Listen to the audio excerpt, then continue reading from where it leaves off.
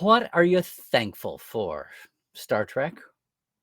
Today on Wow, episode 333 of Trekland Tuesdays Live, with me, Dr. Trek, Larry Nemecek, coming at you here from the heart of Trekland, right through Portal 47, and yeah, Trekland Treks too, for some sanity, clarity, and a bigger picture in all things Star Trek. And here is a shout out if you are watching us later on YouTube only and it's not live. Please feel free to go ahead and keep commenting on whatever it is we're talking about. And maybe sometime you can join us live at 1 p.m. Tuesdays, 4 p.m. Eastern, 1 p.m. Pacific, 4 p.m. Eastern, including 9 p.m. UK time and 10 p.m. Central Europe. And I'm not going to do the math for Australia and Japan, much less anywhere else. No, it's a good Tuesday. I'll just share this with you all. We just recorded the 250th episode of the Trek Files with a special guest that I'm not going to tease yet, but I'll just say he's a member of a very small club that gets a paycheck from CBS Paramount. So there's all that. That's cool. I'm also very hipped because last week, and this is what I'm thankful for. I'm thankful for where Star Trek is at the moment. The world, maybe not so much. But if anything, we all know that the reason people first latched onto Star Trek in the 60s and still do today is because, thankfully, it gives us something to look forward to. It gives us something to hope for, to strive toward, right? And that was this. I had such a great time recording today. I'm so close to telling you who it was, but you'll see. You'll see.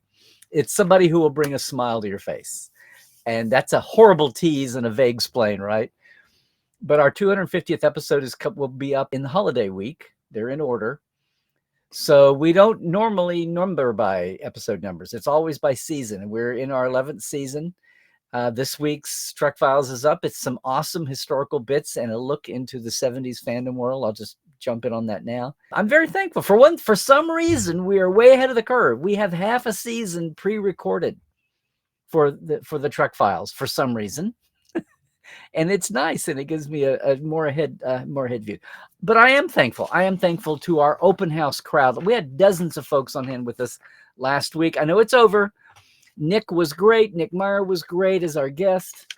I think everybody had a great time. And more so than in recent years, we're going to have, well, the Portales already have their recording finally. But we're going to have, and everybody who was there has a recording link already. It's private now, but it's going to go public very soon. We had such a good hour with Nick. Talked about some golden oldies, chestnut stories, maybe things you still haven't heard. And yes, we did get into his discovery experience and the status of the con. The con miniseries, not the status of the convention. And that's going to be public in a couple of days. So maybe it'll be a nice, here in the States, it'd be a nice Thanksgiving weekend present for everybody to see. If you're not in the States and celebrating Thanksgiving, take it anyway. But I was very thankful for the reaction of the community, those who came out. And, you know, I still sense a lot of generational differences in fandom. I think it just reflects the culture at large. And if anything, Star Trek fandom is more united across the generations than, say, the culture at large. The only difference is where people are hanging out, right? So the grandmas are all on Facebook. Twitter was a lot of people, but it's dying since it's been X. We'll see what happens to that. Maybe something will halt the slide there. That's where most of my followers are. Instagram seems to be still holding on to its purity and innocence and just stability and rationality as a new meeting place. I used to say that nobody in sci-fi and Star Trek was on Instagram except for the cosplay models, you know, pictures. But that's changing, and more people are going there. A lot of the celebrities, a lot of the creatives and actors are posting more on Instagram than on Facebook or Twitter, especially getting off Twitter. And it's a good place to follow them. I'm always preaching that you can follow them. And during the strikes, it was a game changer and a sanity saver to keep up with them and watch the networking they were doing with each other. So it's still valuable. Instagram is still kind of there. I'm still not a TikTok person because I want to do more than 5 or 10 seconds in a punchline, but it's very much a thing out there. So generations hang out different places, but I still think in the big picture, there's nothing like Star Trek to really even overcome those boundaries and unite. And again, just good vibes, good feelings all around on the personal side. But, big picture, I don't know, what are you thankful for as we hit into this week, Star Trek? We don't have fresh Trek every week looking at us in the face for the next year. Somewhere between, the strike delays and just the shakedown of what's happening in streaming world. And I'm going to say this, a lot of people make fun of Paramount Plus. A lot of people ridicule it. A lot of people think it's on shaky ground. It might be and ripe for a buyout. Could be. But I'm going to say that, talking to the writers at least, that Paramount Plus was not the most egregious of those committing the things that had the Writers Guild and SAG-AFTRA up in arms over the strikes. Maybe that will be different. We're already back around to IATSE, which is all the different guilds, everybody from costumers and makeup down to the grips and lighting people. I mean, there's such a range of basically all the crews, everybody except the Teamster drivers who's involved beyond actors and writers and directors. They represent so many guilds, and they came this close to striking 2 years ago, and they're on a 3-year contract, but it's offset. And we'll also see in a couple of years the TAG, the Animation Guild, on their striving to get parity, the writers in TAG to get parity with the with the Writers Guild, or even to merge the writers segment in Animation Guild. And we're watching the unionization of, finally, a lot of more animation workers and a lot of visual effects workers who have been totally ununionized as those fields exploded and lent so much to modern entertainment quality. So we've had a huge awareness in labor relations, and part of that's been fueled by proximity that we get from social media. And I know the negative effects of a lot of social media, the evil magnet effect of the algorithms, when we were unaware and they were unchecked. Now we're becoming aware, and we can pick and choose, and we'll see who emerges from the ashes of Twitter X's remains. Will everybody finally go to Blue Sky or Post or Threads or Mastodon or whatever? We'll see, but at least now we're savvy and know what's happening, and I'm thankful for that awareness. But what I'm trying to say here is I am thankful for the state of Star Trek today, even though we're not sitting here fat and sassy with fresh Trek every week for as far as the eye can see in the future. We will get what we're going to get. But I think we are a savvier and more aware fandom and industry. And I feel like, in a weird way, the upside of socials is that our actors and our creatives are as connected with their fan base, and the fan base is as savvy as it's ever been. I mean, that was one of my goals the last 10 years. That's been one of my goals with this show. That's one of my goals with Portal 47. Instead of fans just feeling lost, they're just sheep in the flock, go over here. Now go over here. Now go over here. It's not that way at conventions anymore. It's not that way when people aren't just being spoon-fed. I mean, I think so. As much as I worry about part of the audience out here being dumbed down a little bit, a big chunk of the audience is getting smarter. And I'm, again, even as maybe the last couple of years we've been so blessed to have so much, even if it wasn't your favorite Trek, at least it was out there and thought-provoking, and you had something to talk about. And even as that world keeps shifting, nobody's talking about Star Trek going away. No one's talking about it losing its seat at the big boy franchise table. And not that it's about keeping score, but all the other franchises aren't quite riding as high. They're not quite so fat and sassy. And not that I wish ill on anybody, and not that it's about keeping score, as I always say, but at least people are looking at Star Trek finally, maybe with the long-term eyes, with the long-term vision. It hits people. We're only 3 years away from the 60th anniversary, which is so scary. I remember the first time I realized the 50th was coming, and as scary as that felt. But here we are. We're only a year away from The Cage and its 60th anniversary. That awareness, I think, is seeping out among just us and getting out to the world at large. I think people are seeing not only the longevity of Trek, but what the appeal is.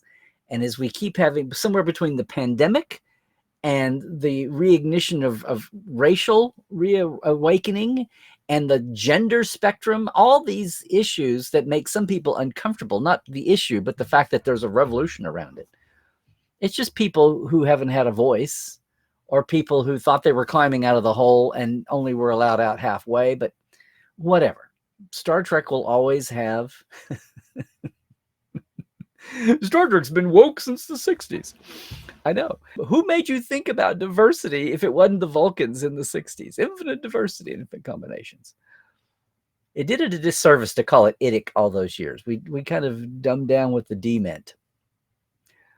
But there, we are so far from Gene's vision, trademark, but we've still got the show and the franchise, and don't let anybody tell you what it does and doesn't represent. You know what it does. And yes, it's a hell of a lot of fun as a storytelling vehicle, as a universe to play in, to be tech cool and tech geek. You know, on top of everything else, aside from being a hopeful vision of future for those who might be marginalized, for those who despair about the situation of their community or the state of the world vis-a-vis war and famine and disease, what should I say here, fascism, you know, the thing that Edith Keeler spoke about in the 60s. As much as all that anymore, just the idea of rationality itself. And we made fun of, you know, it was the fun Spock, you know, logic versus emotion, Spock McCoy, and on down the line. But even rationality has come to be a precious thing that Star Trek can help lead the fight in there. Put whoever your favorite Vulcan is at the moment. I'm waiting for T'Lyn to take the banner and run with it. No, it feels, even without fresh Trek every week, that Star Trek is really with us for the long haul. And as much as it's there to greet new fans.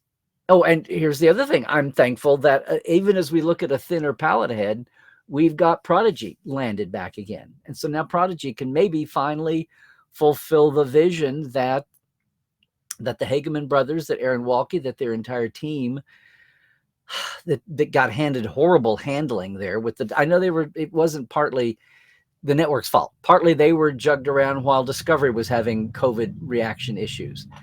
But the bottom line is that they've never had a really smooth, big, humongous promotion rollout for more than 5 or 10 seconds, it feels like. So yeah, as Lower Decks worms itself into your heart and the mundane, you know, the cynical among us, and as Prodigy gets to kids and families, and hey, singles without kids, you are more than welcome. You're welcome. And yes, Discovery, I still think in about 20 years, 10 or 20 years, we're going to wake up and all the naysayers of Discovery, and I've got creative issues, and part of it's not its fault. It's just the way it was born. And the first one out of the gate takes a lot of slings and arrows just on a production side. And having said all that, Discovery has reinvented itself so much over the years, but I really think the silent value of Discovery is still out there, and we won't hear about it for 20 years. The same way that a whole generation of little girls grew up watching Janeway and B'Elanna and Seven. And it was a silent generation until it blossomed. And a silent generation of people appreciated DS9. And we didn't know about it until we got Netflix and streaming and the world woke up to it. I still think, and I'm the one that I'll say, Discovery's been my least favorite. Not because I didn't want 2 women of color being the leads, but I just think it had the worst birthing situation. That was nobody's fault. It's just the way it happened. There's always that. The first 2 years of TNG, yeesh, you know, only the shining light of Star Trek gave us finally the gems that we got from the first couple of years. So, I don't know, it's there. Star Trek is out there in more accessible ways. And yeah, I'm excited for Prodigy to be on Netflix. The same way I was excited for Prodigy to be on Nickelodeon in the beginning, and was hoping that would be an access port for Star Trek for kids that otherwise wouldn't be subscribing to CBS All Access / Paramount Plus. Well, now we'll have a Star Trek on Netflix, and kids may creep over to that. It's off the page. Well, Netflix is paid, but you know what I mean. So I am thankful for Prodigy not only being grounded with a home, but being grounded in a place where more eyeballs will come to it, and hopefully to the rest of Star Trek. And if people are missing something, and not that Star Trek should be a therapist, but it's been a therapist for an awful lot of people over the years.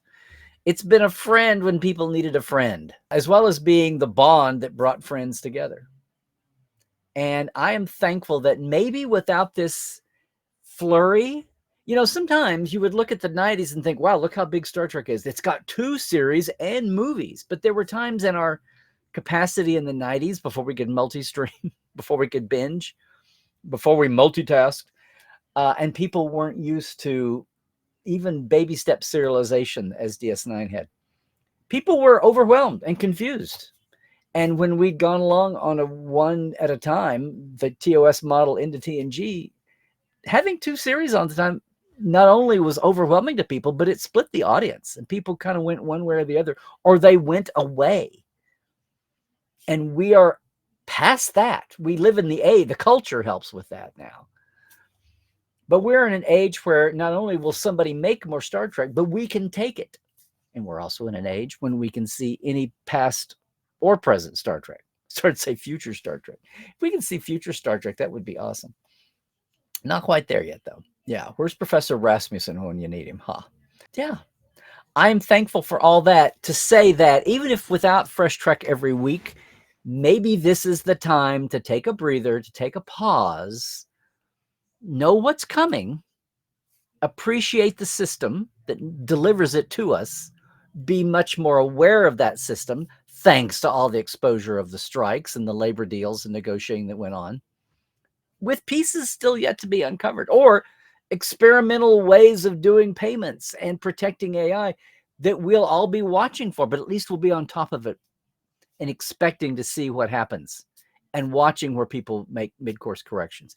No longer can the producers sit back and play, oh, the Hollywood elites, you don't care what these people are doing, move along. We're past that. And this closeness of over the digital divide, or the digital union actually, has had a lot to do with that. And my God, if you told me that of all people, it would be the Hollywood elites, the writers and the actors, especially the writers, taking the first step there, who were going to kind of quasi kick off a long time overdue labor reckoning. We've got 40 years of pay divide.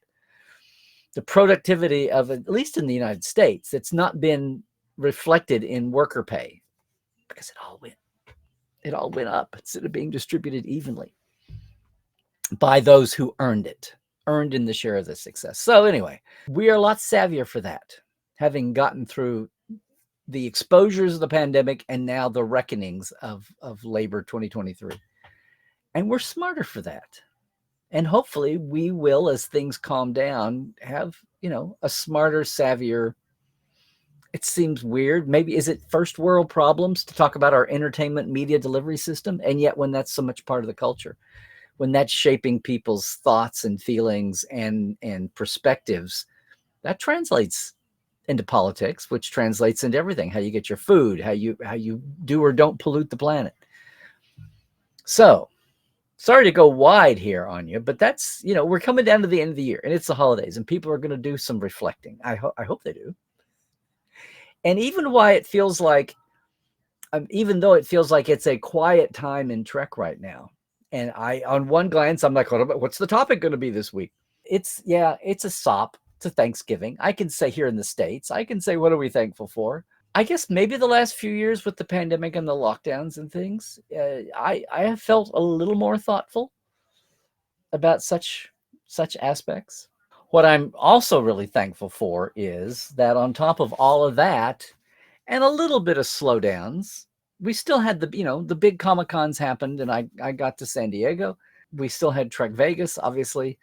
East Coast cons are happening. I'm still thankful that I'm getting as far east as I'm getting into the Eastern time zone. I'm thankful, looking forward to being back at Starbase Indy again this weekend. Not Thursday, not Thanksgiving Thursday here in the States, but Friday and Saturday and Sunday. So it's my first visit back since 2016. Boom. Because of the time zone craziness, it'll be late. It'll be 4 or 5 p.m. Friday when I get there. So I'll miss a lot of the Friday activity. until we get to the evening. But I'm looking forward to being in Indy this weekend. If you're in the whole Great Lakes, Lower Lakes, Ohio Valley area, it's a good place to drain. I know we've got people, I think, in Portal. I know we've got some folks that are watching fairly regularly here. I don't know who all might be making it over, but it'll be awesome to see anybody in the greater Indy fan base there, even in the, well, Wisconsin, Michigan, Illinois, Ohio, Kentucky, that whole area. So I'm excited to be out with fans again for the first time since I didn't make Salt Lake City this year. So it's the first time since Vegas that we get to mix. And a lot has happened. We've settled strikes. We've seen what the landscape looks like coming up for the next year. It'll be good to take the pulse again, share as much as I can, bring a lot of Trekland goodness, with Portal and with Trekland Treks, and just see what's on everybody's mind.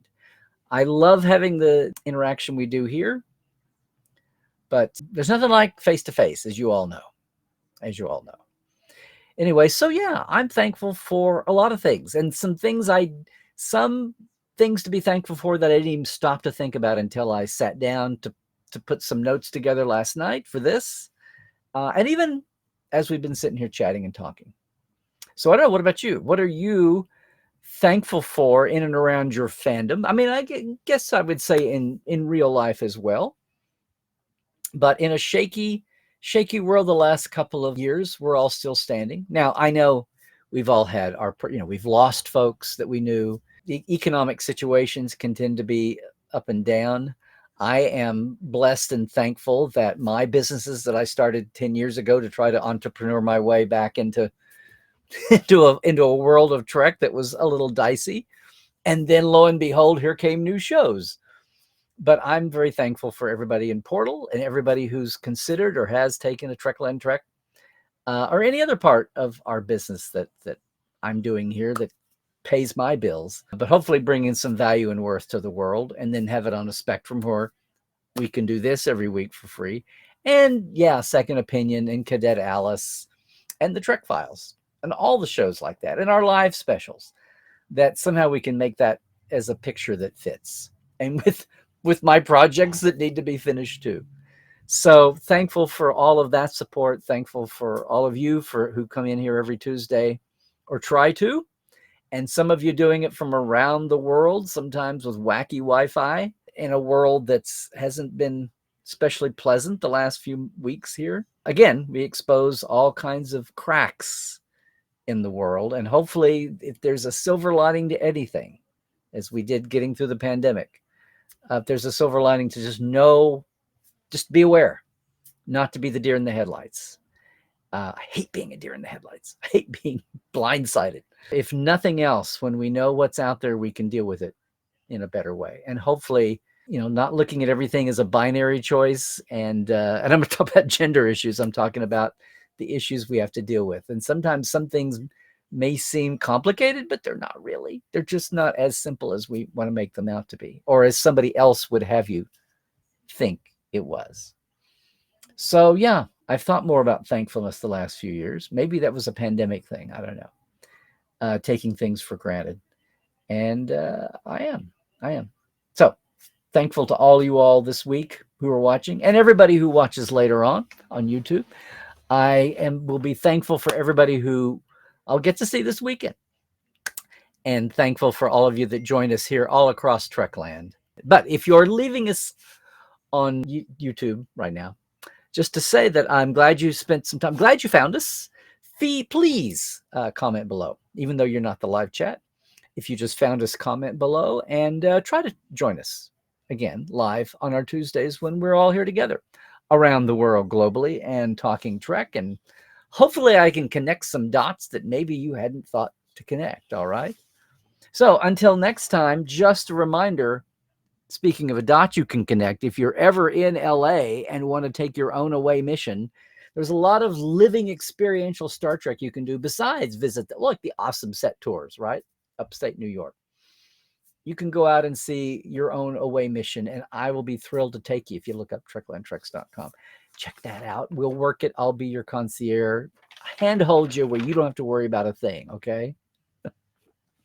And I'm also very thankful, obviously, for all of our Patreons. Thank you guys and gals so much. Very simple one that I have, but every week I got to do it. And I especially want to thank this week our TTL Club. That's Diana Hopkins, Robin Wilson, Lawrence Todd, Anne-Marie Siegel, Justin Porteous, Glinda Bruton, Chris Jiggins, Pranakasha Productions, Comedy Forecast, and Andrew Zazimski. And yes, our live wires, our $10, our big whooping $10 level. I keep it simple, I told you. But thanks to everybody there, the live wires, Robert McLean, Byron Bailey, J.R. Poole, Halborn Gunnjonsson, Alan Hoenzi, Dave Gregory, Tobias Rex, Donna S. Runyon, and Casey Shafsky. I say that we're here at the end of the month. If you want to jump in, you can still get in this week and help me out. We're gradually spreading the Trekland channel here. $5 and $10 is all it is at patreon.com/Trekland Live. I need to get, as we get here to the end of the year, I need to get another batch of early day Portal 47 creative guest interviews out. Air out the thing. And yeah, we are back with our 11th season with the Trek Files, actual documents from Gene Roddenberry's archives. We talk about it with a professional guest or someone related, and that's what we're doing now. The head of William Shatner's Letter Exchange fan club, pre-internet, social contact. Love to see what that looked like. Keep it alive and reflect on today. Luann Fortier ran that for several years. It's for William Shatner, but it also was a very important news hub that Susan Sackett and everybody at Paramount knew, different people's individual agents knew to proliferate. So, but in the days before, everything, socials, everything, message boards even, the fan clubs were not just a celebratory mechanism, but they were also a way that they got the news out. And even faster than the gossip mill at con live up meeting live meetups. Anyway, Trek Files is where it always is, wherever you catch your podcasts. Of course, we've got the actual documents we talk about are at our Facebook page there. Hey, YouTubers, before you leave, I'm on Twitter still, LarryNemecek.com or X, whatever you want to call it. Larry Nemecek's Trekland is the Facebook, is the Instagram. And if you're on YouTube, please like and subscribe. Even if you're not right now on YouTube, go over and subscribe. It would be great. And yeah, Portal 47. Going to be talking about it this weekend. If you're on my list, we're going to be having a Cyber Monday going into the holiday gift sale there too as well. Always try to offer some special at holiday. We've had a lot of members just join from the open house special. I can't wait. It's always good to see fresh bodies. It's always good to have our veterans too. And again, a lot of them are here in the chat today. So again, something that I'm thankful for. I'm thankful for that. The thing that it brings me passion and joy, I was able to actually create as a business and present that. And other people find enough value and worth in it. The challenge is figuring out what are the things that I'm not thinking about that we can serve with people. That's where the location tours came from. When you're sitting here with all the information about, Vasquez Rocks is easy. It's awesome, but that's an easy one. It's the obscure places, and to be able to say, I have the whole gamut from the Berman years. And now from Picard. All those Canadian sites, will work on that. That's it, gang. Try to join me live if you can, if you're watching later. I'll just say, as always, stay healthy, do all the things. Stay woke, check your sources. It's going to get worse and worse, crazier and crazier on the fake, on the fake stuff. Fake IDs, fake bots, all the whole thing. What am I saying? Oh, I'm saying, Trek well.